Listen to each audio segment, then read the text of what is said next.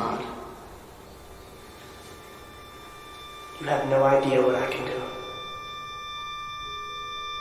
Shh, it's the Film Flamers.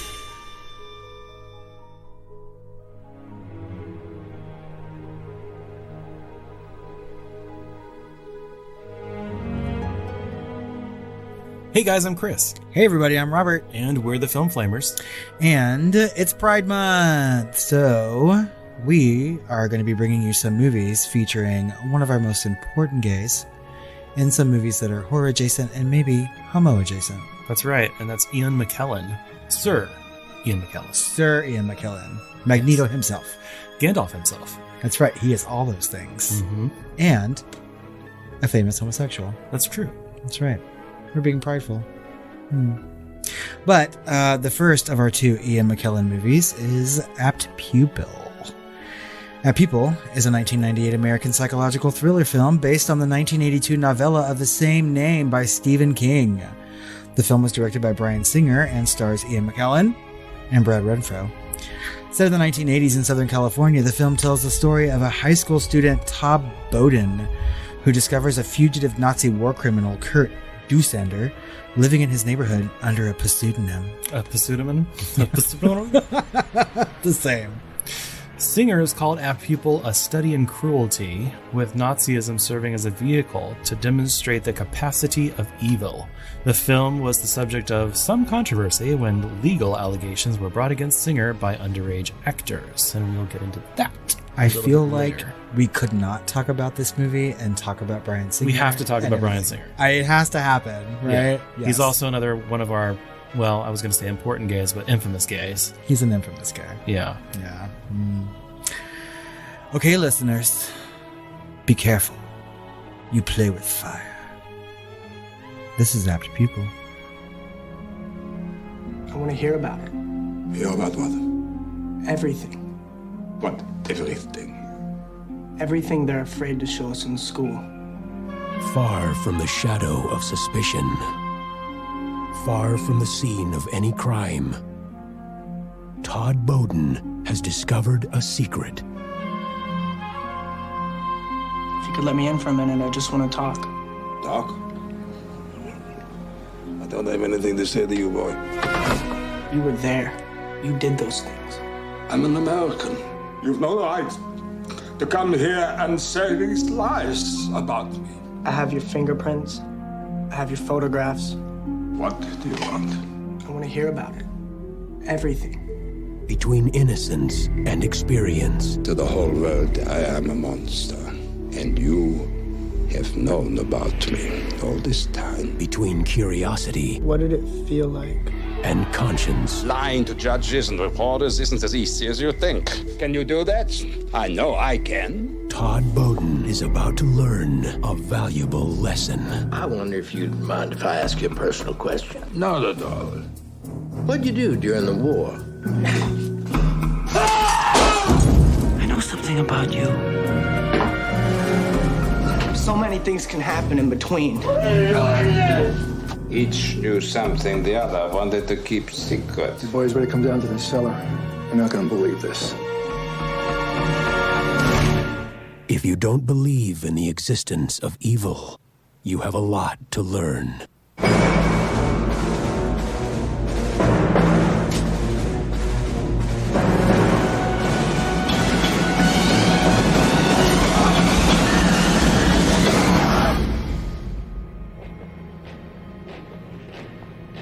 Todd Bowden, yes, that was his name. He wanted to know everything. That was how he put it, yes. Everything.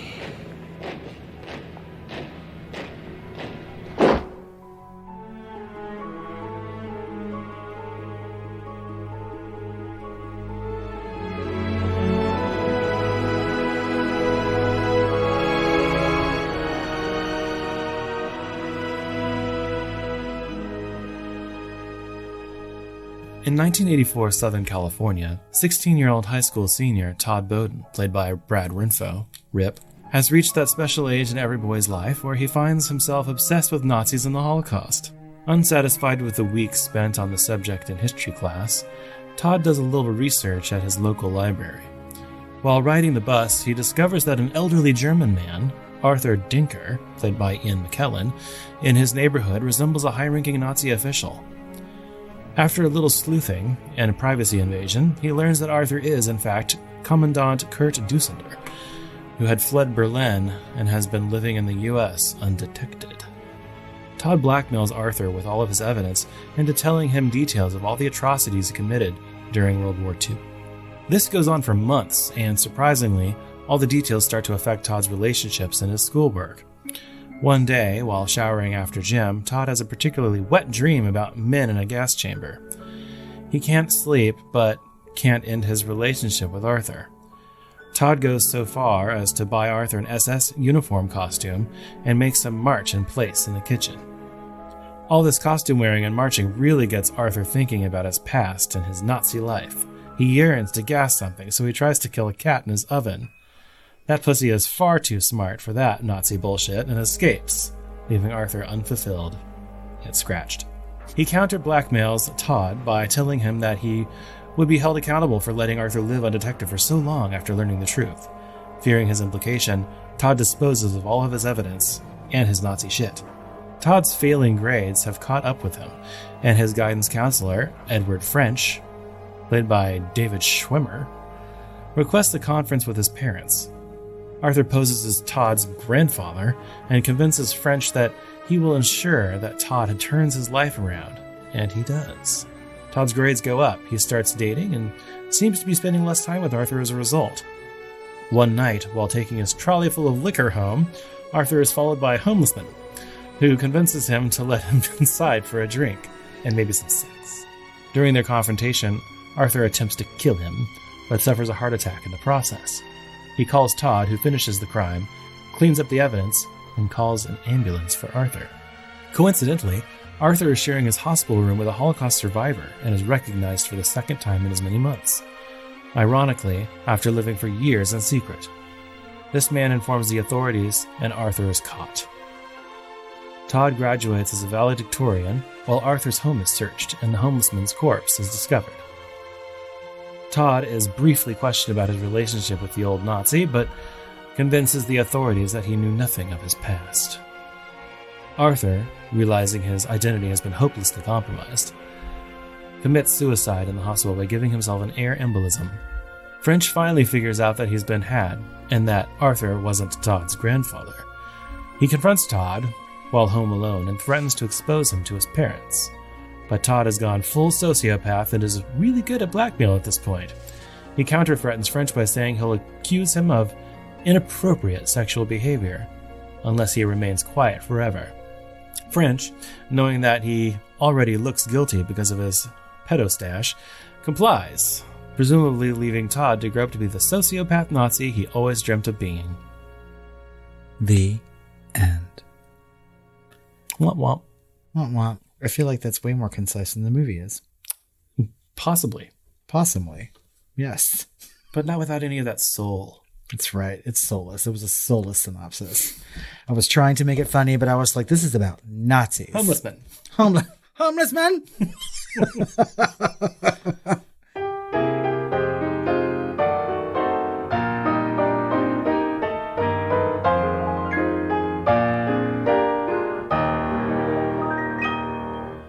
Das ist Berlin. Bryan Singer previewed Apt Pupil at the Museum of Tolerance in LA's Holocaust Center to assess feedback from rabbis and others about referencing the Holocaust.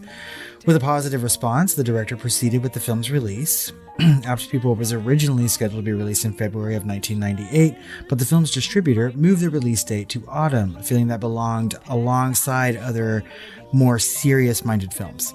It premiered at the Venice Film Festival in September 1998. It was then commercially released on October 23, 1998 in 1,448 theaters in the United States and Canada, grossing $3.6 million opening weekend and placing 9th at the box office. Whatever, they tried to go for Halloween. Yeah, please. Other films in the top 10 that weekend included Pleasantville. I love that movie. Mm-hmm. Practical Magic, Bride of Chucky, and Beloved. Really? Yeah. B-A-L-O-V-E-D. I had to add this in. Beloved, because I know you love Pleasantville. And when I was writing that sentence, I was like, oh, I really want to watch that. Apt Pupil would go on to gross less than $9 million at the box office against a budget of $14 million, leading many to consider it a commercial failure, especially when compared to Singer's previous film, his breakout hit, The Usual Suspects. Made a lot of money. Casa Soze. Oh my God. I've only seen that movie one time. That's all you need. Uh-huh. Apt Pupil holds a 53% on Rotten Tomatoes with an audience score at 56%. The site's consensus reads, a somewhat disturbing movie that works as a suspenseful thriller, yet isn't completely satisfying. Roger Ebert, reviewing for the Chicago Sun-Times, wrote that the film was well made by Bryan Singer and well acted, especially by Ian McKellen, but that, quote, the film reveals itself as unworthy of its subject matter, end quote. The critic felt that the offensive material lacked a social message or an overarching purpose, the so what, as we call it here at the Film Flammers, and found the film's later scenes to be exploitative. Yeah. Fair enough. Janet Maslin of the New York Times applauded the production value of Bryan Singer's direction. Liking Newton Thomas's Siegel's handsomely acted shot cinematography and John Ottman's stunningly edited work, Maslin wrote of McKellen and Renfro's performances, quote, both actors play their roles so trickily that tensions escalate until the horror grows unimaginatively gothic. So wordy. The critic felt that as the film approached the end, the story's cleverness is noticeably on the wane. I don't know about that, Janet. I never really liked Janet Maslin's quotes. No. Kathleen Murphy of Film Comment called McKellen and Renfro's performances skin-crawling, but felt that it did not complete the film. Murphy wrote, the acting makes you wish Apt Pupil had the art and the courage to actually look into evil's awful abyss. The critic perceived that Apt Pupil came off as a conventional horror film, that it had Stephen King's characteristically unsavory touches, and that Singer's inept direction trivializes the characters and the subject matter. I don't think so. No, and I feel like we've talked about Stephen King several times in this podcast already, right? And we know that he can start a story, but sometimes his endings leave a little something to be desired. I was going to say it's a story. I think it was beautifully directed, beautifully edited, well put together, definitely well acted, but it's missing something. Yeah, and I don't think it's not a production problem. It's missing a fucking protagonist, is what it's missing. It really is. I mean, God, that's one of the things that I want to talk about later on. It's just like, who's the villain? You have to root for someone, and you don't know who to fucking root for because there's no one to root for, you know?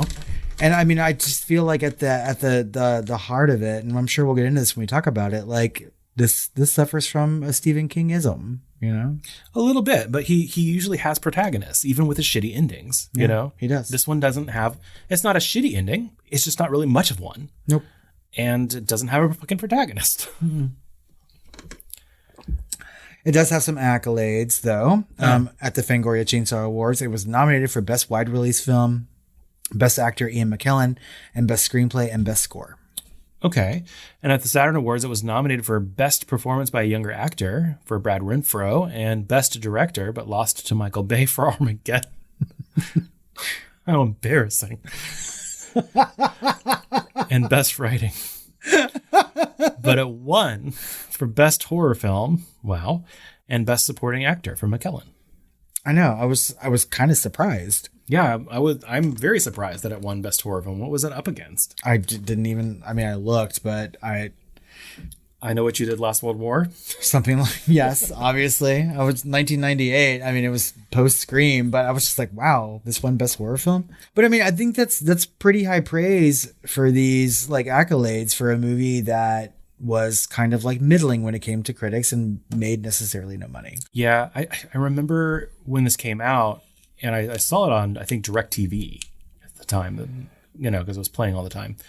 And I enjoyed the shit out of it. You know, I enjoyed all those flops that came out back then, like Cutthroat Island. Infamous bomb there. For real. I haven't seen it since, but I've seen this one at least one other time, maybe in the early thousands. And it's been about 20 years since I've seen it.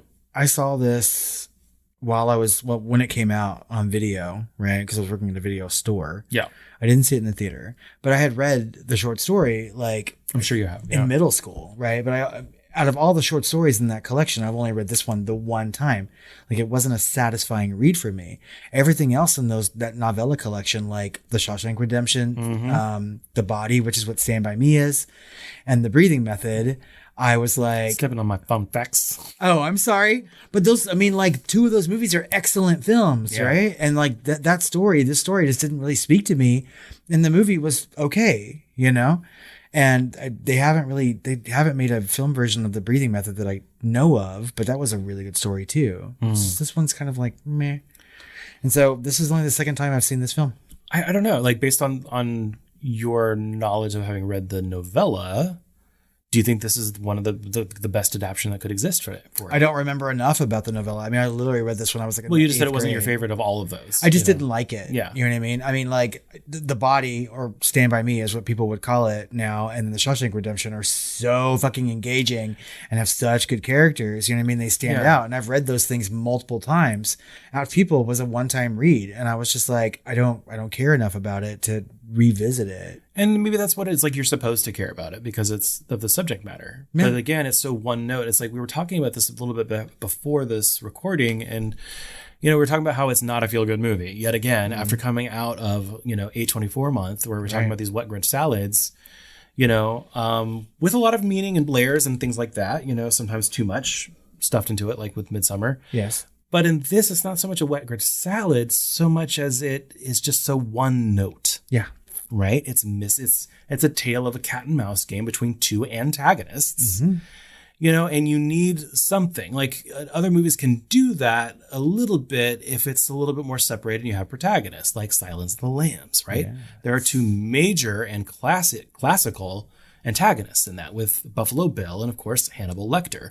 But you've got a cop or something. Could we not have like David Schwimmer's character, but maybe cast differently, be the protagonist here? And and that's the whole thing. I mean, like, I think there's an interesting conversation to be had about like the nature of there not being a protagonist, but two people that you would consider to be antagonists. And I was like, but does this movie even have a villain? Like, really? To me, it does. It's all kinds of villains. Like, to me, like the breath of fresh air in this movie comes later on, like almost at the end, but it's too late, right? And so we'll get into that a little bit later too, because we really need to talk about our cast. Yes, we do, and I feel like that will lead into other conversations. So yeah, right. And so Ian McKellen as Arthur Dinker, right, or really Kurt Dussander, I guess. Mm-hmm. So Bryan Singer had enjoyed McKellen in John Schlesinger's 1995 film Cold Comfort Farm, which I'd never heard or seen of. I've seen it. It's good. It's good? Okay. Yeah.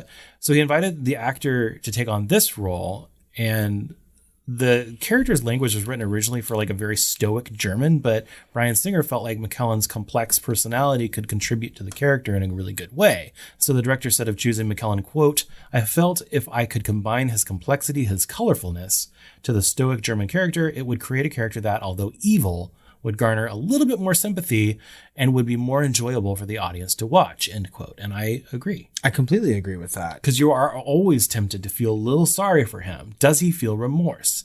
And as you watch this, like, you don't really think so. Like, he's really just trying to get the fuck away with it. Yeah. And I feel like that does become apparent throughout the movie, but when the whole thing first starts, like, you really don't know the character enough, right? It could go either way. Like, yeah, I have avoided capture and I've avoided prosecution and death, essentially. Yeah. But, you have no idea, like, what he's done in his time in America. Does he still feel these ways, right? And then it gets to a point, too, where I feel like Brad Renfro's character is really starting to pull these things out of him again.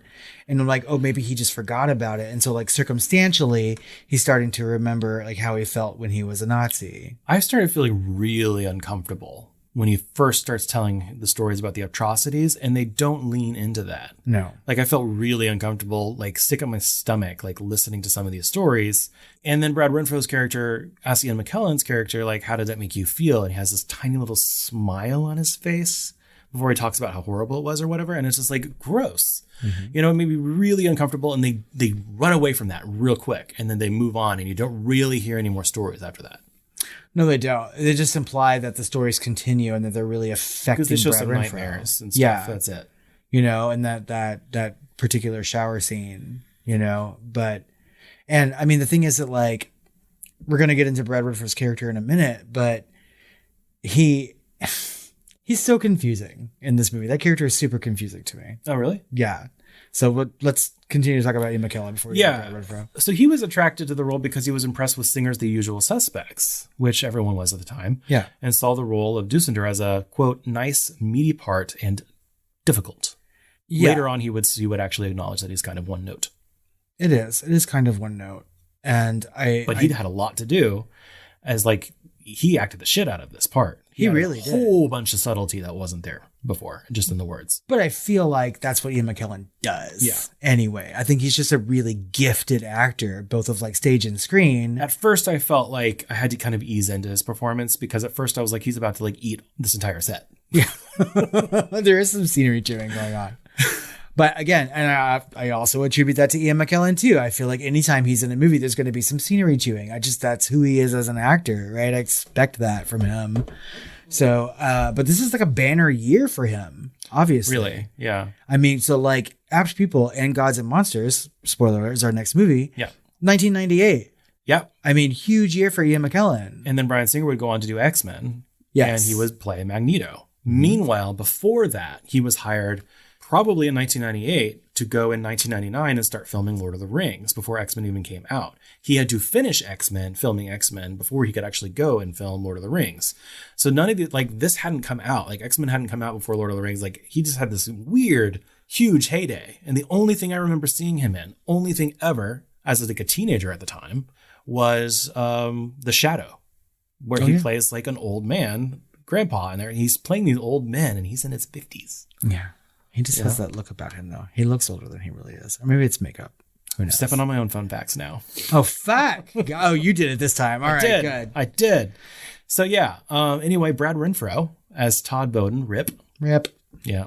Bryan Singer described the character, and I think this is important, and he says, quote, "I don't believe for 1 minute that Todd Bowden was as pure as driven snow.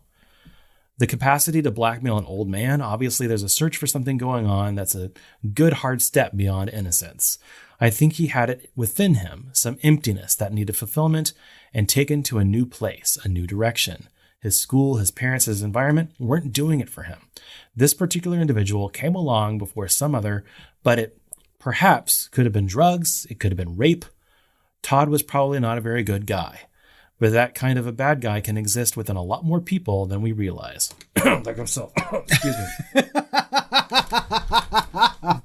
But I think that's really, really true. I think that, like, to me, Brad Renfro's character, like, as a kid watching this, I thought, oh, he's just like really into it and interested. And he wants to, like, he's just really has this morbid fascination and curiosity. He's taking advantage of the situation and he's smart. No, as an adult, I watched this. He's a fucking sociopath. Clearly. Yeah. As simple as day. It's as pure as driven snow. Yeah. Which his character clearly is not. You know, I was thinking about this while watching the movie, and like when people are very, very smart, they get oftentimes bored or whatever, and they will latch on to whatever their brain is obsessed with at that particular moment, right? Or at least that's what people stereotype like very, very smart individuals as doing, right? And they're also very adept at being able to like play people and talk to people, and it's very Hannibal Lecter, right? The thing is like with this particular character, he's such a teenager in this movie. He acts like a teenager. But he also didn't seem to be capable of any kind of empathy, and he was doing serial killer-like things by like killing small animals. Like, yeah, but then he would the also... dove with a broken wing or whatever the fuck it was supposed to be. He would turn around and say something like, of course I'm not doing good at school because all the stories that you're telling me are keeping me up at night. Right. You know, it's like you're seeking something out and you can't take what you've asked for. You know, it's a very teenagery thing to do. I don't think it's till the end of the movie and the final scenes that we kind of realize exactly like what kind of adult he's going to be. Does that make sense? Yeah. He's going to be a CEO. Yes. He'll be like murdering people corporatically. I don't, whatever. Sending rockets to Mars. Whatever. Inventing Twitter. He's going to, you know, invent Amazon. I don't fucking know. But I mean, he will step on anybody he needs to. And he learned these things very early on. He's this fucking 16-year-old senior, for crying out loud. Yeah. You know, I mean, like he's not even like, he has no peers at all. And he just has latched on to something that he finds fascinating and then has lucked into like having someone there to tell him exactly what's going on, and someone who doesn't mind being a fucking puppet because he was already someone's puppet, you know? I don't know. The whole time I was watching this on this rewatch, I was just like, who really is the fucking antagonist in this movie? Who is the villain? Yes. And the answer is yes. Yeah. I mean, at the end of the day, it is yes and no to me. I was just like, I don't know that either one does anything. Well, they kill somebody, which is terrible, obviously. But I was just like, I don't even know where I'm going with this. I mean, like, I felt bad. They're both evil characters. Yeah, I think I've seen eviler characters. Of course. You know? Yeah, but this is real world evil, right? This is Scroll Covers evil. This is not, yeah. Monster of the Ring evil, I don't know. I'm just unsatisfied by the fucking antagonist. Yeah, because it does play with that gray area with both characters. It tries to tempt you into feeling kind of sorry for Ian McKellen, who is a human rights abuser, For sure. And tries to move on with his life and, has to deal with something that he did many, many years ago, but doesn't show much remorse for. So it keeps playing with your emotions there, right? These are uncomfortable feelings. And with Brad Renfro's character, you really want him, you're rooting for him, but then what he does to kind of survive for self-fulfillment and does to this old man, regardless of what he's done in the past, is also kind of unforgivable. It's true. And so it's like, can you be okay with like evil people doing evil things to evil people, and it's just like it plays with a lot of interesting emotions in a way that other movies really don't and other stories usually don't. And I think that's very interesting and has value in and of itself a little bit. Yeah. I mean, I would say that. It makes you think and it makes you feel things that you normally wouldn't, It does. Because I mean, like, honestly, I was just like, why do I feel bad for this old man? He's a fucking Nazi, and I was just like, had he not tried to murder someone, or kill a cat, if he were just there, like being this boy's puppet, like would I really consider him to be a villain only based on the things that he's done in the past? You know what I mean? It's kind of an emotionally confusing movie on purpose, by design. Yes. And story, I mean, maybe I'm not giving enough credit to King either, but maybe I should go back and reread that novella. Well, there's also more things that Bryan Singer layered on top, being a gay man. That is true, because there's lots of that to talk about. Anyway, let me open this drink. Brad Renfro, he was big around that time, right? His first movie was The Client with Susan Sarandon, right? And before being cast in The Client, he had been living in a trailer park with his grandmother, right? And then he went on to do films like Tom and Huck, and then Sleepers, which is also fucking wet Grinch salad. My God, yes. Before going on to do Apt Pupil. And after Apt Pupil, he didn't really get big roles again. And he ultimately died 10 years later of a heroin overdose at the age of 25. His grandmother died 17 days later of natural causes. Yeah, I remember. I was thinking about that last night too when I was watching this movie. I was just like, I know that he died and I couldn't remember why. I had to look it up. And I was like, was it suicide? And I was like, no, it's accidental. And he had gotten better too. Like he was, he had been seen, like he just had a big relapse, yes. Yeah. How did Jonathan Brandis die? Because that made me think about Jonathan Brandis too. I was thinking about nothing but this movie. You that kid from Sequest? Yeah. I was just like, didn't someone else die around that same time? I was like, oh, Jonathan Brandis. These two are both very, very good in this movie, though. I mean, I will say that these performances are good. I feel like McKellen is a lot better than Brad Renfro, you know what I mean? But he had years of experience. Of course. One's Shakespearean and one's just like kind of shows a depth beyond his years. Yes. A little bit. I mean, he plays an angsty teen very, very well, right? And in a believable way. And he probably was an angsty teen. You know what I mean? He's drawing from like real life experience or whatever. But I mean, like he's good in this movie. He's scary in this movie. You know who's also good? David Schwimmer. Is he? I like to make fun of him, but he was good. He was fine. Yeah. He's serviceable. Yeah. I forgot that he had that fucking pedo stash. Yeah. Todd's guidance counselor. Because when he showed up, I was just like, oh God, David Schwimmer. And randomly Joshua Jackson as his best friend. Yes. And I completely forgot about that. I was like, Joshua Jackson. And Bruce Davison played his father, who's always good, and he would go on to play Senator Kelly in Bryan Singer's X-Men. That's right. And then Ann Dowd. I don't know many things that she's in, but she played his mom. She's such a good character actress. She's been in a lot. She's been in a lot of things, right? And I saw her name in the credits, and I was like, "Oh, Ann Dowd." And then I was just like, "Who the fuck is she playing in this movie?" And it wasn't until she was like halfway through the movie, and she's on the phone. I was like, "That's Ann Dowd, his mom's." Like, she looks so young in this, almost unrecognizable. But my God, like in the last like 20 years, she will take these like really small parts and just do it so well. She's such a good character actress. Have you seen the show The Leftovers from HBO? No. She's just fucking a revelation in that. She's such a good actress, and I love her so much. And she has next to nothing to do in this movie, but Yeah. I was flabbergasted to see her look so young. Speaking of character actors, Elias Koteas, Casey Jones himself. Right. Where else have we talked about him? We've talked about him a bunch. Fallen. Right. He was in Fallen, and then he was also in Shutter Island. He was in Shutter Island. Yeah. Wait, did we do a Patreon on that, or we just watched it together? Maybe we just watched it. I don't know. That might have been pre-podcast when I made you watch that. That's right. But yeah, I mean, and he's always good too. He's another good character. He's actor. very good. I never understand why Elias Koteas isn't like big. Like maybe because there's already a Robert De Niro. You know what I mean? Yeah. I mean, he's just good at the smaller roles that he gets. Yeah. And I mean, this role is small, but like he's really good in this movie for the brief moments that he's in it. Yeah. And then Michael Byrne, who always makes an impression whenever he shows up on screen. Always, always, always. And he played the Holocaust survivor in the bed next to Ian McKellen. Yes. And I feel like that crescendo moment. That moment when he cries, I was like, we needed that way earlier. Like we need to be following this character kind of as a B story randomly, like that needed to happen. I think for the real emotional heart of this film, to show a real like survivor, like protagonist. Yes. Because his moment at the end is like the best acting in the whole fucking movie. It really is. I was right there with him. I was like, holy shit. It doesn't really bring it home, the actual hurt.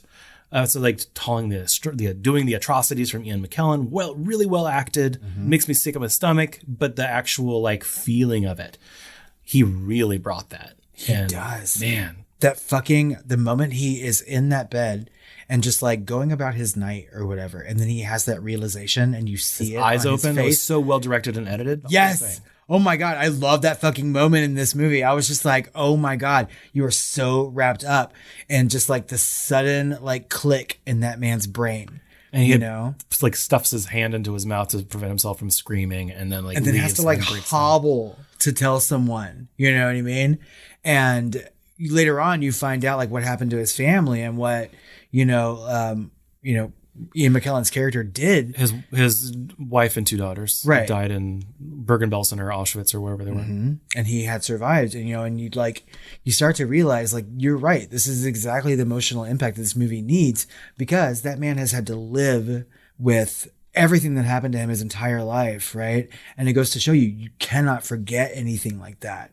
Like it just took him brief moments to look over at a sleeping man in the bed next to him, and just like the click in that actor's eyes. He's such a good actor in this moment. I just loved it so much. Yeah, it gave me chills. Yes. I just loved his performance, and I was just like, really, this should be his story.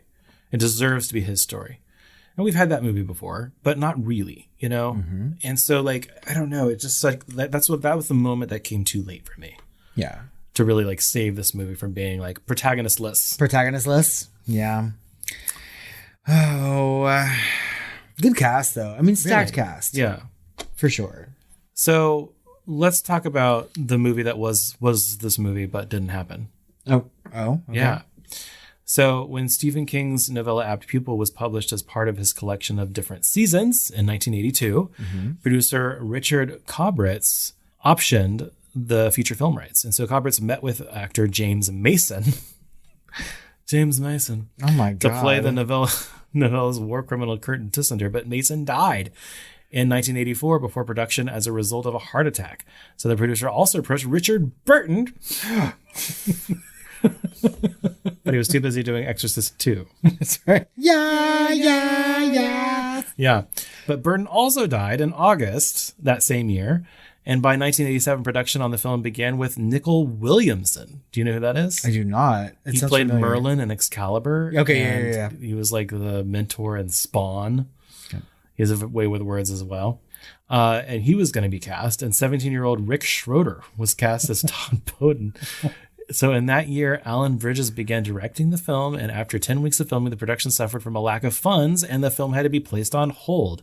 So Kubrick sought to, Kubrick sought to revive production, but when the opportunity came a year later, Schroeder had aged too considerably for the film to actually work. So 40 minutes of usable footage was abandoned and will never be seen by the light of day. It's never to be found again. I don't want to see Nicole Williamson doing a German accent. Yeah. Such a way with words, though. I mean, like sometimes a work has to sit for a little bit before you can adapt it. And I feel like that would have been the first movie produced out of that collection of novellas. And that doesn't seem right to me either. But that's subjective. Yeah, I don't know. But Bryan Singer had enjoyed the story, much like you, when he was a kid, you know. So he was only 19 and had always wanted to direct a screen version of it. And so he paid his friend, screenwriter Brandon Boyce, to write a spec script for it. And they provided a first draft of the script to Stephen King and a copy of Singer's film The Usual Suspects, which hadn't actually been publicly released yet. Oh. And impressed, Stephen King optioned the rights to the director for $1. As he does. Arranging to be compensated when the film was released. Wah, wah.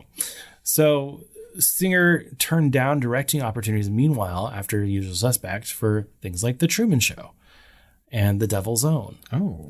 After the success of The Usual Suspects. And so he instead pursued Apt Pupil and is quoted to say, quote, "It was a very dark subject matter and it was something that came from passion." He acknowledged in retrospect that Apt Pupil wasn't really supposed to be a big success. I don't see how this movie could be. No, really. It doesn't go far enough to be like Halloween horror. Nope. And doesn't go far enough in the other direction to be a serious drama. Yeah, it's not Oscar bait enough. It could have easily been. It could have been if they just made it a little bit more artful, you know, or brought in that other character, like I said. Yeah, just give it a little bit of extra dimension. It needed something. And the thing is that, like, The Usual Suspects was serious Oscar bait, right? That movie sort of came out of nowhere and was a huge sleeper success. And everyone just was like in awe of that movie. I mean, I was one of them. The first time I saw The Usual Suspects, the only time I've seen it, you know, I was just like, this movie is amazing. Another one of his compatriots. He basically built the career of Kevin Spacey, and look where Kevin Spacey is now. I mean, they share a lot of similarity. But yeah, I mean, like, Apt Pupil being the follow-up to that does not seem like a normal progression of that kind of director. Getting that kind of like recognition for that particular movie. And so, yeah, I found that Apt Pupil was a really odd choice for him at the time. I don't know. And then X-Men. Like, I was actively angry that he was going to be directing because I'd seen The Usual Suspects. I was like, why didn't you get Spielberg? Why didn't you get one of these other people, you know? I was a kid, you know, didn't really understand. And what it could be, you know, and why they chose certain people. And I certainly thought Ian McKellen was too old, having seen him in The Shadow and Apt Pupil. And then saw that he was going to be Gandalf, and I had seen X-Men by that point. So I was like, oh, okay, well, that could work, I guess. Yeah. You know, so it was just, it was interesting to see how things worked out, you know. But it's kind of interesting because Bryan Singer really kind of handpicked Ian McKellen, even though Sir Ian McKellen was huge in, you know, the stage and some screen, obviously, but not in the way of popcorn culture. I have no problem with They exploded. I think he's great in X-Men. Yeah, I think it was fine. Singer said that King's ultimate response to the film, despite some changes made to the source material, quote, "Stephen loved it. He seemed to think I captured the mood of the piece." And he probably did. Yeah. I mean, there's only one kind of mood you could have with this kind of story. So, I mean, you don't have to like stray too far to capture that mood. No. But I don't know. I just, again, I need to reread that novella because I don't remember the differences between the movie and the source material. I'm sure there are some, but like, I just didn't like it. You know what I mean? Like, I did not like that story. It's not even a novel. It's kind of like the shortest part of that collection of novellas too. Like, just, it didn't really have a so what, and it didn't have an ending, and it didn't. And I mean, like, and why like, did I spend my time? Yeah. Like, based on the things we've already talked about, I think that the source material suffers from the exact same thing, right? There's really no one to root for in that. And it made me feel bad. Yep. I mean, I was young. I was like 8th grade, 9th grade young. And I was like, this is depressing. So yeah, it can be.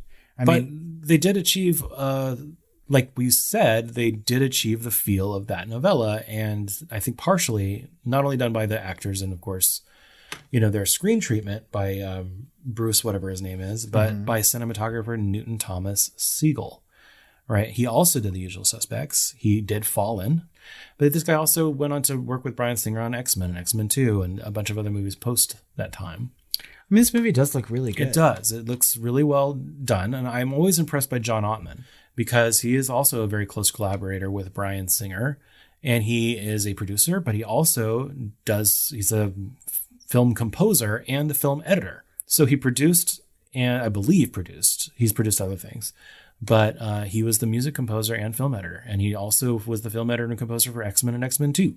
Really? Yeah. So I love multi-talents like that. I thought the music of this movie was really good, right? Yeah, nothing to write home about. I mean, it was noticeable. I think the editing is better than yes, for sure. And I saw like during the opening credits that the name was the same, and I was just like, wow, how often does that happen? I guess you just answered that question with him, but I was just like, how must it be to like be thinking about the film score whilst you're editing a movie? You know what I mean? It seems like it would be easy to do, but I don't know, maybe not. He said normally an editor will score scenes with temporary music from CDs and so forth, but nothing I could find worked for this film. And yet his score at times sounds a little Schindler's Listy and a little copycat-y, which is basically what this movie is. Yeah. Still though, it's impressive. It is, especially since there's so many heavy themes that it has to support. Segue. I'm sorry. That was masterful. And masturbatory. Yes. There are... Yes. This is themes calling the movie. I mean, I feel like I've just said that about everything else we've talked about in A24 months too, but like... I think at the time you might have had trouble saying that a theme of the movie versus like a plot point was the obsession with Nazism and the Holocaust. But I think now, looking back in retrospect, especially with seeing things that happened like January 6th and like, like these people exist, they're out there, right? And, maybe for more political reasons, Bryan Singer did say this was a study of cruelty, but the obsession in this film isn't necessarily about racism or xenophobia or hate. It's about malice, especially concerning Todd, Brad Renfro's character, right? Yeah. The power of something so infamous in the past that it has an unbreakable hold on the present. There's nothing so horrifying to normal empathetic humans as the Holocaust, and nothing so seductive to sociopaths or psychopathic, narcissistic sadists, or any combination thereof, looking for a North Star. There's a power and an achievement there in the Holocaust that is incredibly attractive to them for whatever reason, to these crazy evil sadists. I mean, that's incredibly true and very well put. You know what I mean? Because it is like a shining achievement of what they could possibly do. I mean, there are people in the world who feel that way, right? Feel like Hitler. Almost like they don't care about what they did or why, but that they were able to achieve it. Yeah. And the power that they held to do it. Right. And it's more about that for these particular brand of psychopaths versus the ones that, dig deep into their own xenophobia and racism and all of that. And that's a very different type of evil by choice. I think this type of evil is very different, right? We look at the sociopathology of this, which technically there is no real thing as a sociopath, right? Like it's a collection of different symptoms and different psychological things. That's true. Put that aside. But there's a nature versus nurture argument to this. When I really thought about it, I thought like, if we're going to put up the evil of Ian McKellen's character, this old Nazi that's trying to get away with it, whether he feels remorse or not, versus, at the end of the day, he was kind of following orders, right?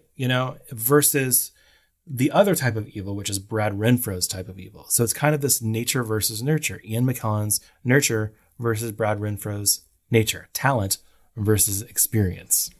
Well, I also think too, like, we just spent an entire episode talking about like someone's susceptibility to join a cult. Yeah. Right. And it's very similar in this particular movie. Like a certain kind of person will be susceptible to ideas. Right. So we have Ian McKellen's character who obviously joined the Nazi party, maybe out of like, had to do it. Who knows? Yeah. Well, I think a lot of those people did. A lot of like, if you look at Nuremberg, right? A lot of them are saying like, they're going to give me a choice. Shoot that person in the back of the head, or I'm going to get shot in the back of the head. That's basically what you boil it down to. And so it wasn't so simple for a lot of these people, but eventually they got numb to it. And the points where they could have done something, that's why we had these trials.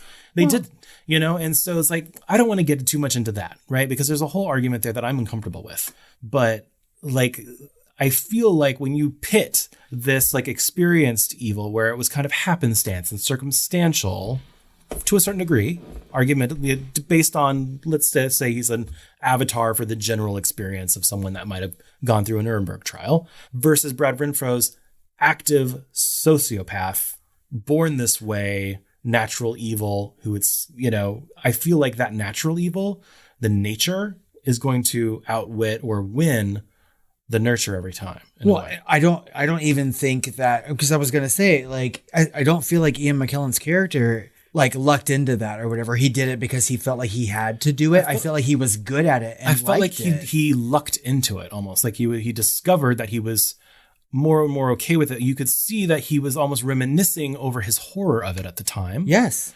It was a horrifying sight. We never forgot it. The children were on bottom, blah, blah, blah, blah, blah. He's remembering it not in the most positive way, but thinking about the power of it. Mm-hmm. He remembers it's a mixed bag for him. Well, I think that the people, this has to be true of the Nazi party anyway, or that particular time.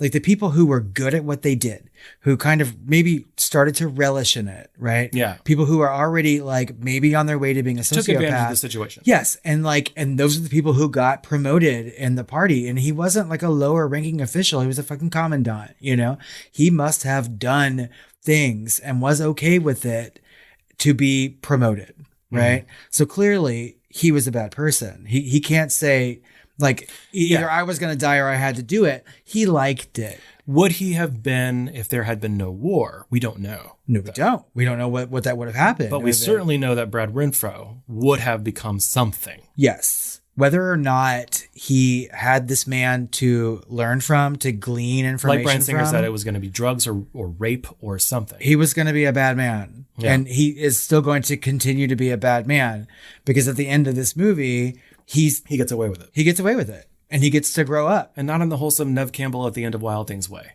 No, that's right. He's not some sort of mastermind who's like, steering a yacht. Or getting rid of the other bad people. That's right.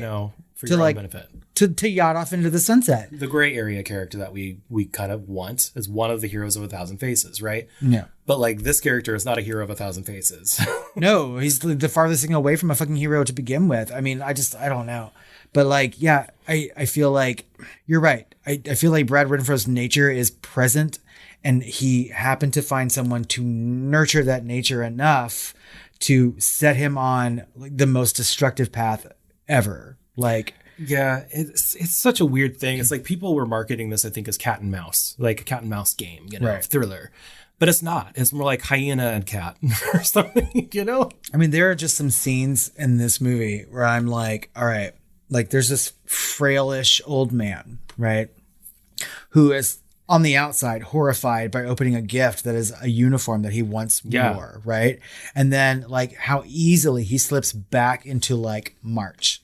Right face. Took him a bit. Yeah. He'd gotten used to the idea of feeling guilty, I think, and not feeling okay about talking about this stuff. Yeah. Yeah. And finally, when it was made okay and he was forced kind of at pseudo gunpoint, that's also kind of an interesting segue into our next theme. Well, good. I mean, because I feel like there's a lot of nurture on both ends. You know what I mean? In this.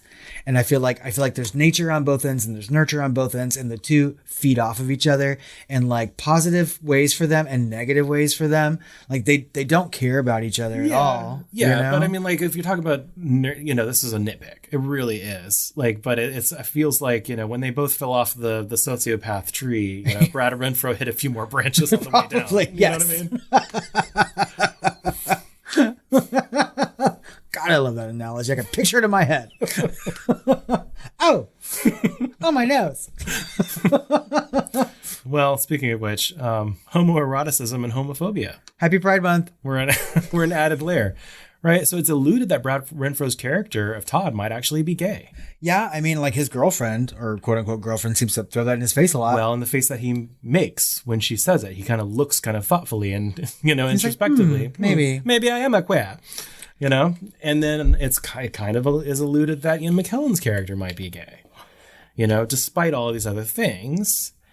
And then there's like weird intricacies of Ian McKellen and Brad Renfro's characters together. Like Elias Koteas' character alludes that he thought they were in a relationship and then propositions him for sex. Yeah. And then there's a strange power dynamic that's traded between Ian McKellen and Brad Renfro's characters. Like when he tells him to get into that costume and march.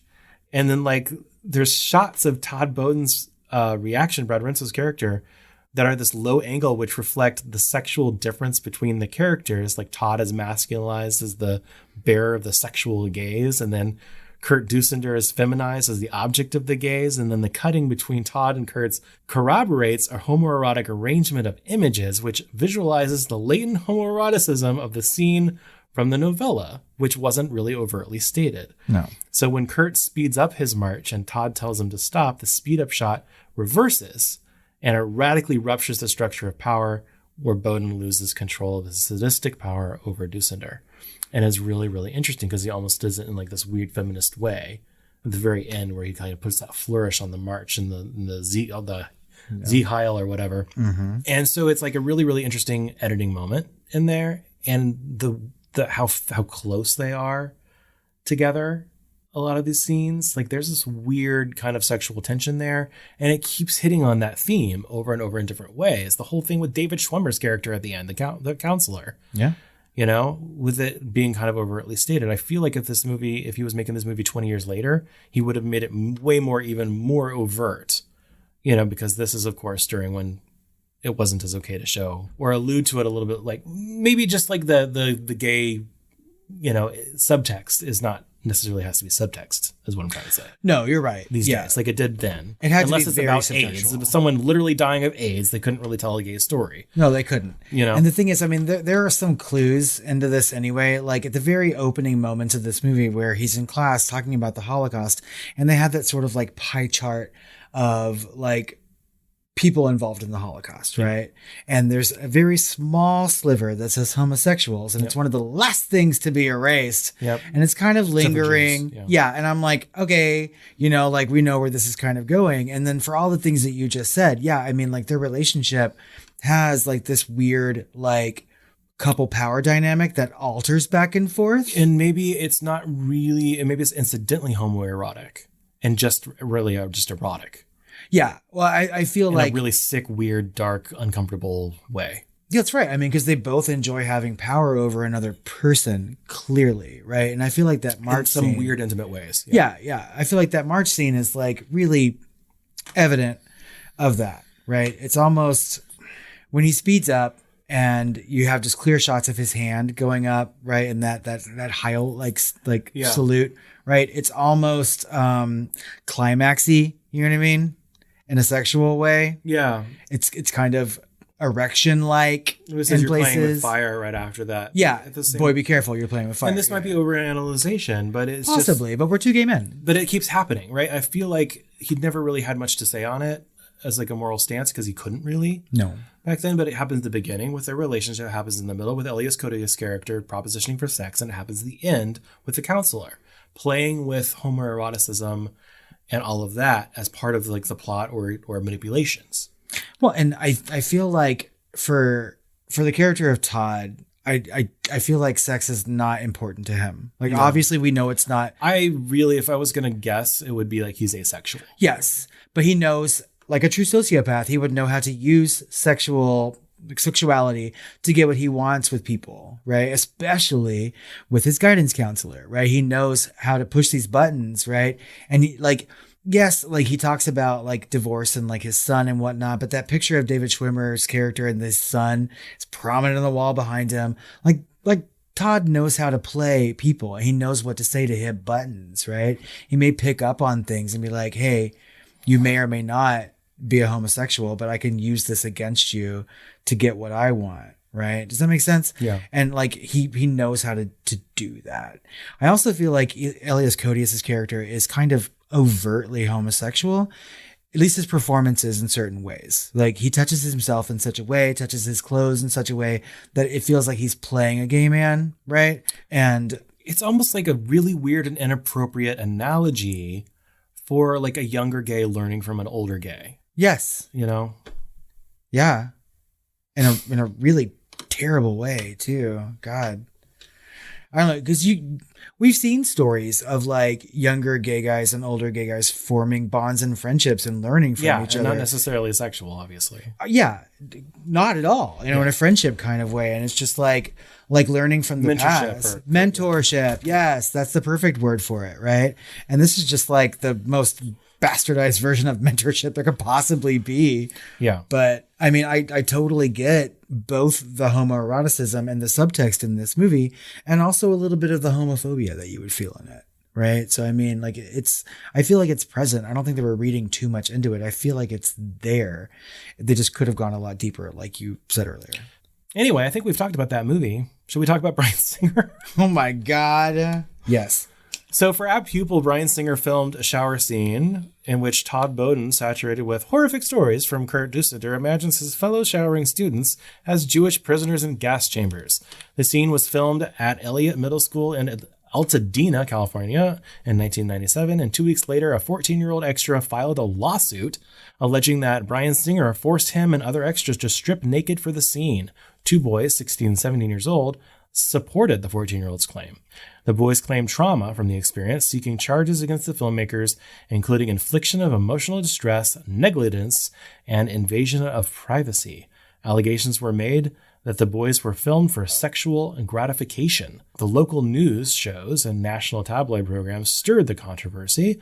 A sexual crimes task force that included local, state, and federal personnel investigated the incident. The Los Angeles District Attorney's Office determined that there was no cause to file criminal charges, stating, quote, "The suspects were intent on completing a professional film as quickly and efficiently as possible. There is no indication of lewd or abnormal sexual intent," end quote. The scene was filmed again with adult actors, so the film could finish on time.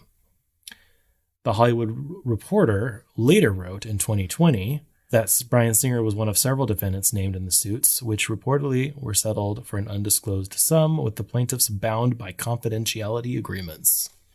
So that's the controversy with this film. And I remember it. And of course, we all want to love our celebrities, the ones that are making things that we like at the time, you know, this movie and X-Men 2 and other Bryan Singer movies and Usual Suspects and everything else. And he wouldn't, I don't know that he was out. I think he might have been outly gay pretty early on. Not at the time, though, right? I think everyone knew it. Yeah, it was an open secret. Yeah, like Kevin Spacey. I mean, still, everyone knew it. Yeah, but like Kevin Spacey didn't come out until like the whole controversy dropped on him. Yeah. But Bryan Singer was out like in the early 2000s, and that's how he got Ian McKellen also, because he alluded to the whole X-Men story, you know, being about homosexuality, or in the 60s races. I mean, I latched onto X-Men because of like homosexual. It's all about subtext or whatever. It's your own personal experience. Yeah. Yeah. I mean, sure. But I feel like at the time when this movie came out, like I feel like I knew about this kind of, you know, but not really. But I feel like as his career went on, like Bryan Singer more and more seemed to be like not such a good guy. Well, I heard some things during like X2 or something where Halle Berry was like, I don't want to deal with him. He's showing up to work kind of like drugged or whatever. He's a little weird. You hear like weird stories like that every once in a while, you know, but like it kind of lulled, right? And this is like almost 20 years because in 2014, there was there was 2 lawsuits as well. Okay. Right. So in April 2014, Bryan Singer was accused in a civil lawsuit of sexual assault of a minor. According to the suit filed by the attorney, Bryan Singer is alleged to have drugged and raped actor and model Michael Egan in Hawaii after meeting him at parties hosted by convicted sex offender Mark Collins Rector in the late 1990s. So this is way after after 7 years or 3 years or whatever the fuck the thing is. you can't sue anymore. I don't know. Limitation statute of limitations. Yeah. So I don't know what this was about, if it was, trying to collect things, into more. But in May of 2014, another lawsuit was filed by the same attorney on behalf of another anonymous British man. And both Bryan Singer and producer Gary Goddard, who was also named separately in the first case, were accused of sexually assaulting, quote, John Doe number 117, quote. So that was another thing. And it was another allegedly, type of situation, because things are being settled out of court. Right. And so in 2017, there was another lawsuit. Right. In December, Cesar Sanchez Guzman filed a lawsuit in Washington against Singer, alleging that he had been raped at the age of 17 by the director in 2003. In June 2019, Sanchez Guzman's bankruptcy trustee, Nancy James, recommended that a $150,000 settlement be approved, citing the absence of evidence that Singer attended the yacht party where the alleged assault took place. Singer's attorney, Andrew Bretler, said that Singer has maintained his innocence and that the decision to resolve the matter with the bankruptcy trustee was purely a business one. Oh, of course he would say that.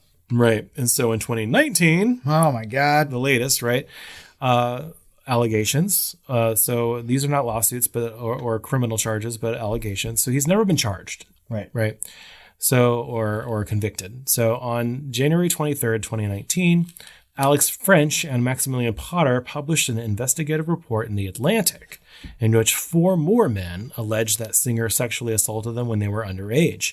In response to the men's allegations, Singer denied any association with them and described the journalists who continued to keep the stories alive as homophobic. So in response, GLAAD withdrew Bohemian Rhapsody's nomination for the year's Media Award for Outstanding Film, disagreeing with his statement and that all allegations deserved a proper investigation. They do. His name was then removed from the BAFTA nominations for the same movie, right. And his film Red Sonja was removed from the production schedule for that production company. Not a big one, but so his career has been kind of stalled and over because of all these allegations, because of everything kind of happening around Me Too. I hesitate to really, I know that when one thing happens, 2 things happen, like with Michael Jackson and a number of others, people can really pile on looking for money and fame and things like that. But many times it also is true, right? But I don't like the court of opinion. I want, if they are investigations, and there have been investigations, I want them to end in some sort of criminal charge, so that these people can be actually guilty versus I'm going to look at all this information, circumstantial evidence, and say that this person is guilty whatsoever. Or I just don't like the public opinion. You know what I mean? I'd rather it be definitive. Yes. And I feel like in criminal charges and criminal court cases, we tend to get those resolutions, right? Guilty or not guilty is, at the end of the day, what we strive for in those things. Like, a lot of these things seem very civil, right? And so... Yeah, it's also hard to work these cases because it's all he said, she said. And one party has a lot more money than the other. Well, and at the end of the day, a civil case has very little to do about guilt or not guilt, right? It's all about what damages you're looking for. Statute of limitations, I guess, prevented the criminal charge, right? In some of these things, yes. And I feel like there should not be a statute of limitations on anything sort of sexual. Like, sexual violence needs to be right up there with murder. Yeah, but because can it be proved? That's what the tough thing is. So it's gun to my head, I'm going to believe the people that are making these allegations. Yeah, always the victim. There's long, strings, but it's it's tough because this ruins careers. It's there's always that inkling feeling what if this is people dogpiling? Because that's happened before, I don't know how rare, but it's happened. And so there's always that inkling possibility that that small possibility that someone's career in life is over based on this movie. Even the guy said, all I have to do is allege. All I have to do is allege and your life is over. That was part of the story. How prophetic for his career. Although, I tend to be in the camp that if people, person after person is coming forward and saying this has happened, you know what I mean? And it's typically surrounding the same person, alleged perpetrator of these particular crimes. And he was fired from Bohemian Rhapsody, by the way. He's had lots of problems. And I don't feel like he's going to have much of a career moving forward. I don't think so either. And I don't know that it's much of a loss. I don't think it is much of a loss, really, because I was watching this movie and I'm like, okay, so what if Bryan Singer's career do I absolutely just love? I just have empathy for people. You know what I mean? Yeah. I mean, but I tend to... I don't love a single one of his movies. Yeah, I don't either, really. So, I mean, I would have maybe said I liked X-Men before, but even then I had problems with it, even when it came out, you know. But still, like, my whole point that I'm trying to drive is, like, the question of, do we cover movies where, like, the director may be a sexual predator? Or if we ever talk about things like, say, Jeepers Creepers 2, yeah, you know, or Jeepers Creepers 1, you know, yeah. I guess the same director. Do we talk about movies where the director or someone else in it is an actually convicted, you know, because he was convicted before he made Jeepers Creepers. That's right. You know, and that's the thing is that, like, we have talked about in this podcast before. We've talked about films by Polanski, right? Who has, like, fled and sought asylum against charges, like, his entire life, right? Lived in France and done all these things, still making movies, right? And at some point you have to separate the product or the art from the person who is helming it. I agree too, especially when we're dealing with, like, I'm not going to go and buy a fucking painting by Hitler. You know what I mean? This is a little different because hundreds, if not thousands of people work on these films. That's right. Right. And like Ian McKellen's work is in here, you know, and Brad Renfro, the late Brad Renfro's work is in here. And some really important work, I think, is in here. Yes. And I don't want to just, like, dismiss a whole piece of art made by hundreds or thousands of people based on one person's life. But the fact that we're sitting here talking about these allegations and these lawsuits is important, right? We're saying that, yes, like, this man has done some questionable things. I think it's fair to say that some of these things are probably true. You know what I mean? Court of public opinion doesn't mean a lot, or shouldn't, but I think that there's basis for reality in all of that. Me and too. I feel like he has done some of these things. Me too. Hashtag you too. I mean, Bryan Singer, I don't know. I mean, like, I don't want to come out and say that he's just, like, a terrible person or anything like that. I don't care enough about him is absolutely it. I'm sure that he's done some really bad things and I feel like he should be punished for it, you know, but, like, that time will come. Like, this man is not going to change his ways ever. And eventually he will get some sort of comeuppance for anything that he's done in the past. Has, whether he did it or not. You know, I mean, his career is basically over. You know, I don't know when these people are going to work. I don't know if Kevin Spacey's ever going to work again. He's not convicted of anything. The Jeepers Creepers guy, that's like, he was convicted. He theoretically, there's a philosophy here that they serve their time, right? They paid their dues back to society, right? But do they then deserve to go back into a privileged position of a very public film director, or in a situation where they could possibly commit these crimes again? Yeah, you know what I mean? don't know. I mean, I feel like these allegations have followed Bryan Singer throughout his career. Yeah. Plain and simple. And watching this movie last night, I felt uncomfortable watching that fucking shower scene. You know what I mean? Knowing what his past is like, knowing people have said about him. Yeah. I you know, but also I knew it was reshot. But I was watching it and I was just like, I feel really uncomfortable watching this, knowing what people have said about him and knowing that he's settled out of court and things like that. Although, like, if it was like a thing, like a trend in his movies to show a lot of male nakedness, like, I think this is the only one.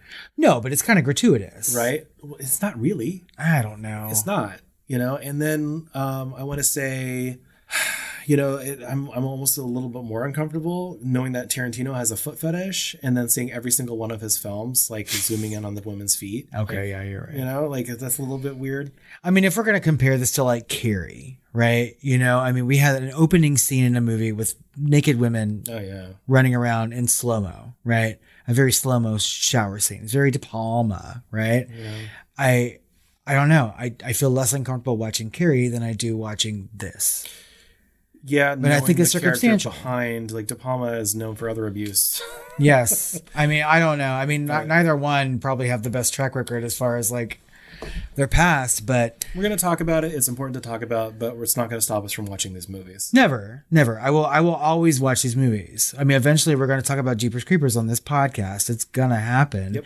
And we'll have the same conversation about the director of that movie as we're having about Bryan Singer. And we have very similar opinions about that. And so it'd be interesting because a lot of people do not. A lot of podcasts will not touch these things with a 10-foot pole. Right. And so it'd be interesting to know what you think, listeners. Oh, of course. And what your opinion is on touching these movies with a 10-foot pole. I mean, because so many people made these movies. As long as you don't lick that pole. I will never. That was really fucking heavy. Do you have some fun facts for me? Not really. I mean, there's some. Okay. So here we go. The ones I stepped on, right? Or this one that you stepped on. The movie is based on novella by Stephen King from the book of short stories called Different Seasons, which also includes The Body, which became Stand By Me from 1986, and Rita Hayworth and Shawshank Redemption, which became The Shawshank Redemption from 1994. Both are excellent novellas. So this has 4 novellas in it, right? Those 2, Apt Pupil and The Breathing Method, which I've already mentioned in this episode. And 3 of those are just fantastic pieces of Stephen King fiction. Stand By Me and The Shawshank Redemption are 2 of the best Stephen King adaptations. Stand By Me is like his most horror adjacent to me. Which one? Stand By Me. Is most horror adjacent? The most horror adjacent, like the most adjacently adjacent. Yeah, it's barely even horror. Far away, but not through the binoculars of horror.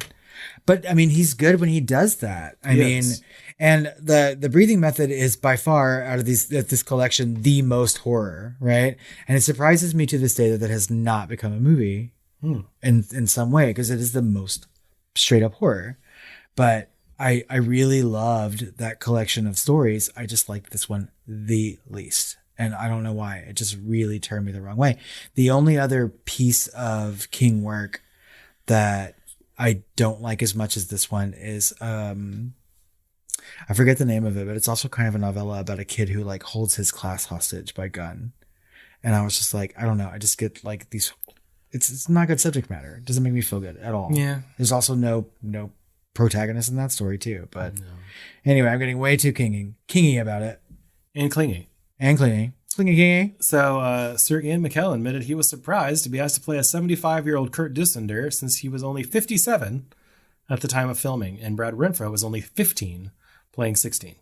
Well, I mean, 57. Usually you have these 25-year-olds or 30-year-olds playing these high schoolers, He looked super young too. Yeah. In that.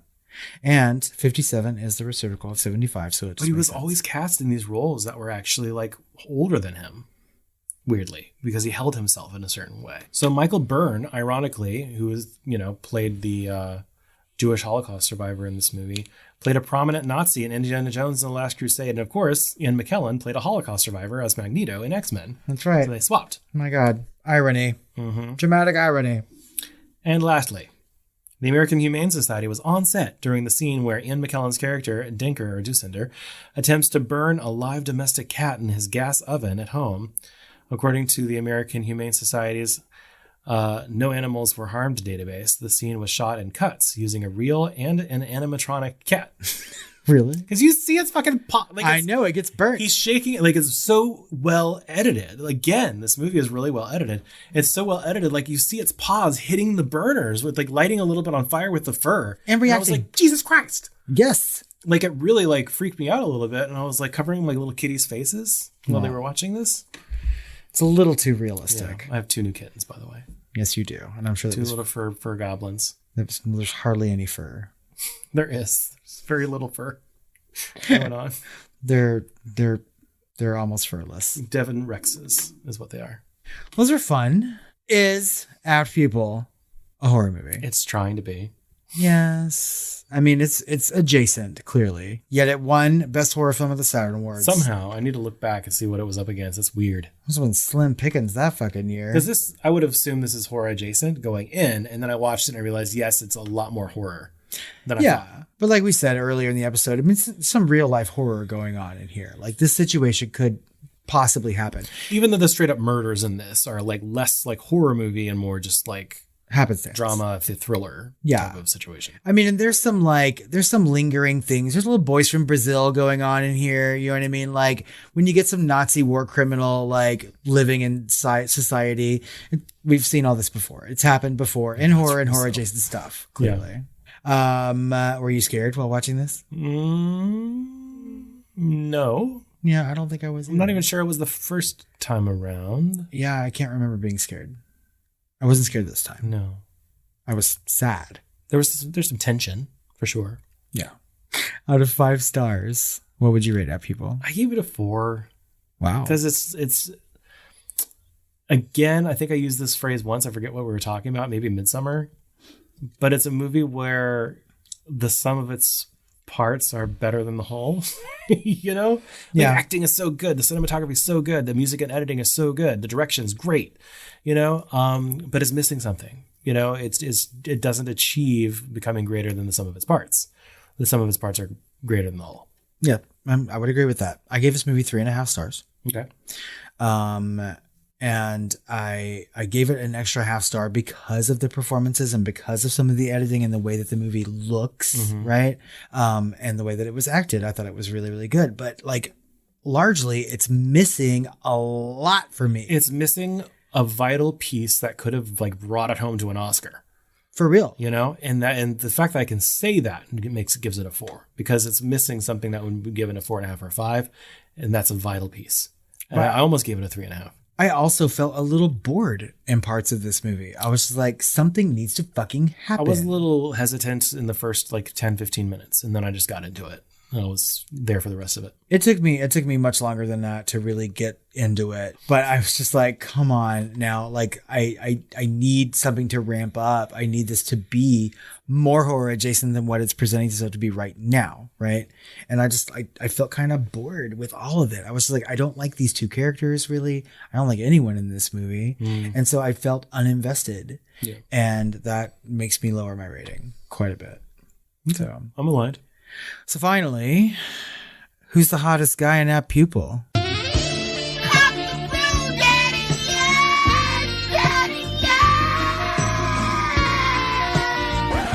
You know, normally I'd say Elias Koteas, but he's never hot.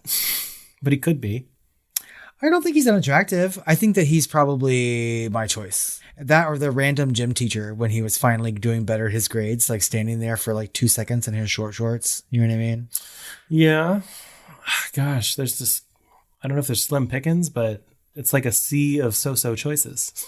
Yeah. I mean, I would say there's slim pickings. Elias Koteas.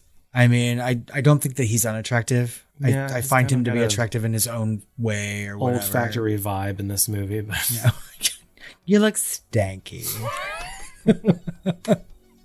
But you clearly are okay with gay sex. So, yay.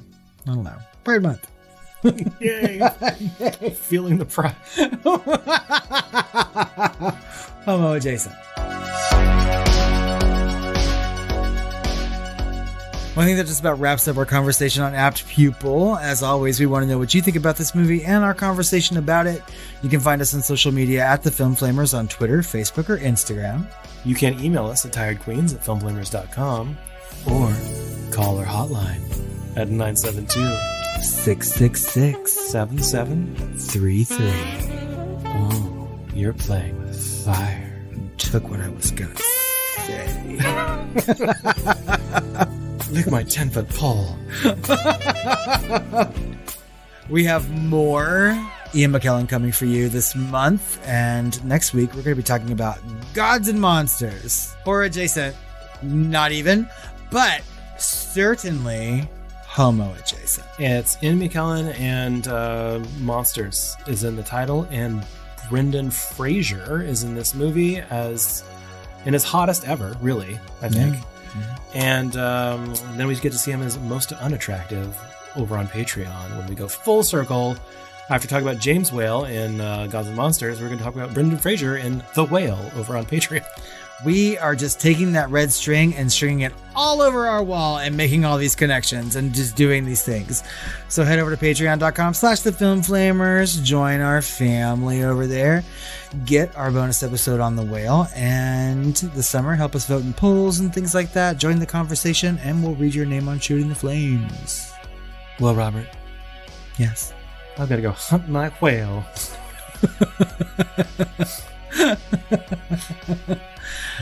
Let's go off and try to have some Nazi-less sweet dreams.